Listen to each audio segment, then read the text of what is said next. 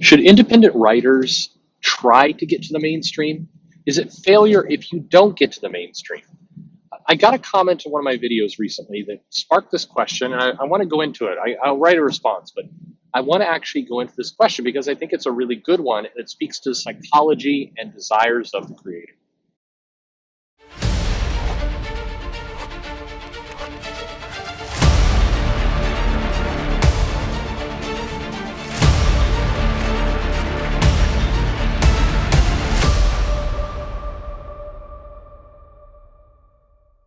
Hey everybody, this is Perch. In comics, there has been this narrative for a while. I like when people say narrative. There's been this narrative of subverting fan expectations in a consistent dialogue. I could speak buzzwords with the best of them, guys. You have no idea.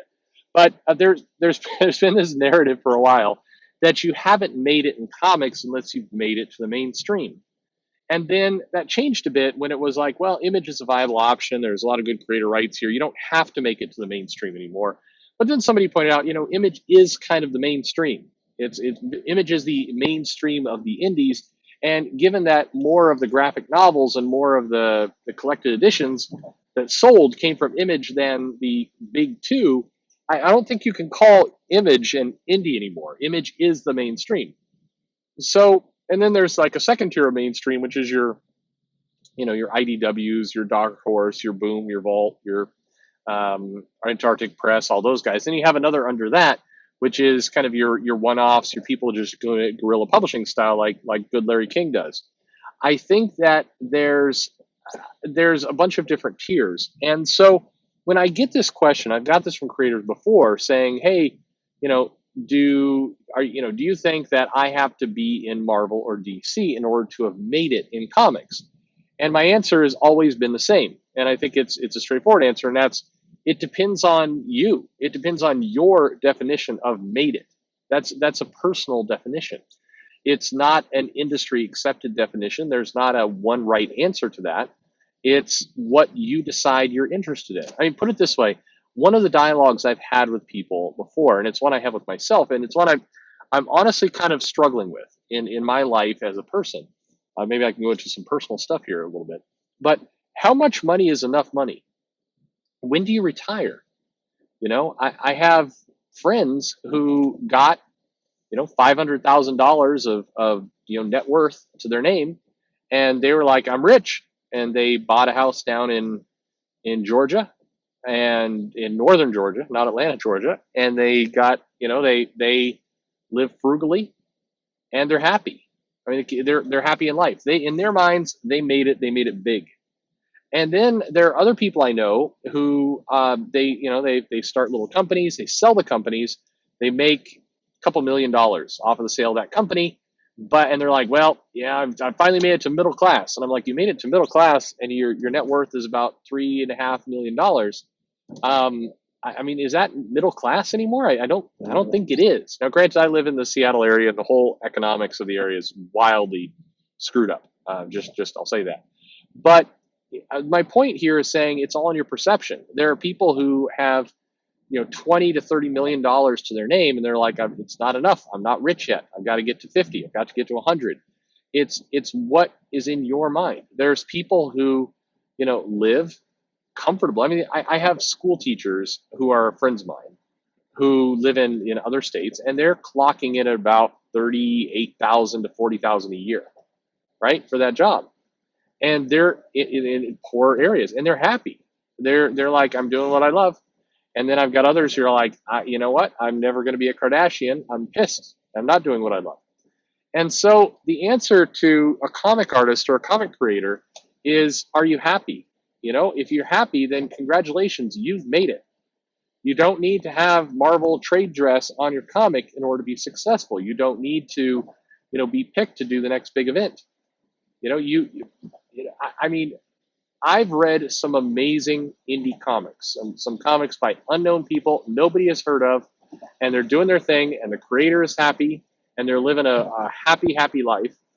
And I think, in my mind, that these people, in many cases, are more successful than the Donny Cates and Brian Michael Bendises of the world, who have their name on comics, and they're selling 100,000 things, and they get Bendis is coming, and you get a big You get a big promotion with your name on it. But then I run into some of these people at cons, and they look miserable. I mean, they're happy too. They're doing their thing, but I mean, everybody has good days and everybody has bad days. Whether you work for the big two or the big three, or you work on your own guerrilla publishing style book, your days vary. I do not think you have to make it, quote unquote, to Marvel or DC to be successful, to be considered. And I also don't think that should be everybody's arc.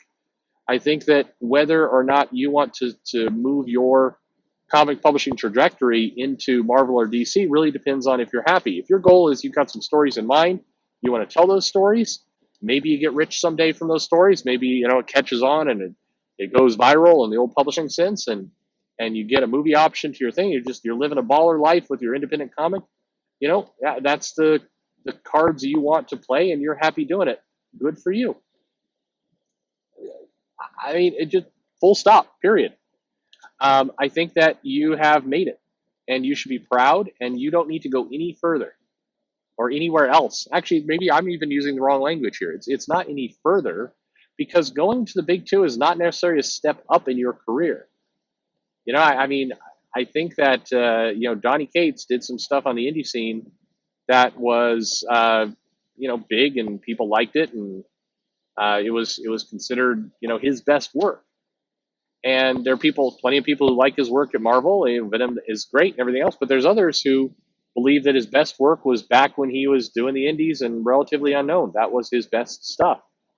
And that's true of every comic writer, every comic creator. You have people who say, well, their best work was before they made it big.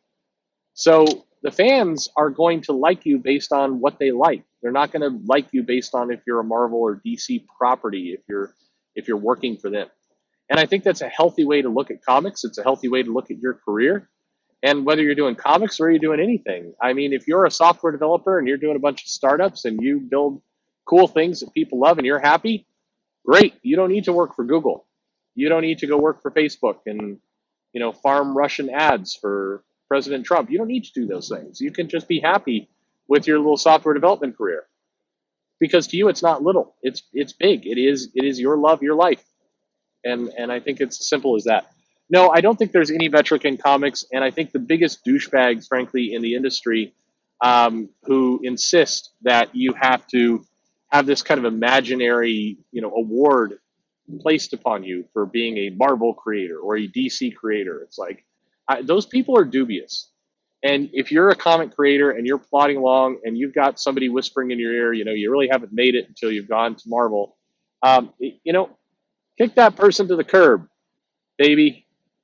That came out sounding very awkward, because it is. I mean, I'm a pretty much white guy saying dumb things.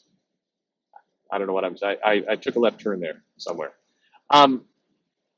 There you have it. I mean, there's really not a whole lot else to say. I can continue to stretch this video out, but it is as simple as that. It's be happy with where you are.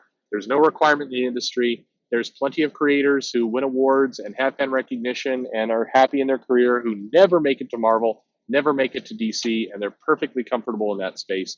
And that should be you as well. That's at the end of the day what's going to make you happy.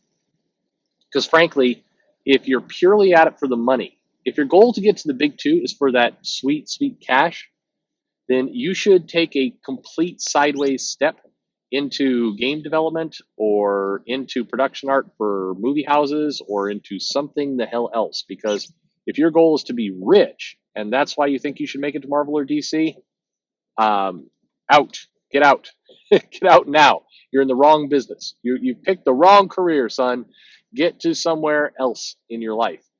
Financial gain is not the way to go. And the distance between, say, a unknown indie writer and a Marvel writer and somebody who helps convert scripts or helps, create, has their own books or writes. I mean, here's the best possible example, because this is, an unknown indie creator writes comics here in the Seattle area. Modest success, no big publishers, but they sold some things, and people, when you go to the con, people know this guy was. Everything else, gets one writing gig at Marvel, for a backup story in an annual. It pays peanuts. I mean, it was slightly better than what he was making with the Zindi gig. He got it as a friendship job. He was early in his career, but got a little bit more cash. Waited for his next gig, didn't see it coming from Marvel. Thought about going back to write some indie comics, and then was offered a tech writer job at Microsoft. Okay, a tech writer job is basically where you're writing technical documentation. You're writing help files for something boring. You're teaching somebody how to use PowerPoint in a manual that probably nobody's going to read, and it sucks. His salary, his money that he took home from comics went to something like, I think he made $8,000 one year, and they did the thing with Marvel, and he made $10,000. And then he had his tech job at Microsoft for $120,000 yearly plus benefits. It wasn't even close. So my point is, if you're out for cash, you're definitely in the wrong spot. This is and getting to success, quote unquote success for the big two, is not going to be anywhere like getting to success by going and just joining a startup as a writer, or a game company as a production artist, or there's easier routes if it's a cash you're into. Anyway, what do you think? Are you one of those people who believe that you haven't really made it until you've written for Marvel and have kind of changed your mind, or maybe I haven't changed your mind, or do you care? Would love to hear your thoughts on the matter. Please leave me a comment below. Would absolutely love to hear what you have to say. People say interesting things in the comments, and that's why I was excited to do this video, because I got this nice comment from Mario Green on a video, and it spawned this video. So thanks. Please leave comments, because I like doing stuff like this. Like, subscribe, follow me on Twitter at Comic Perch, and thanks for listening.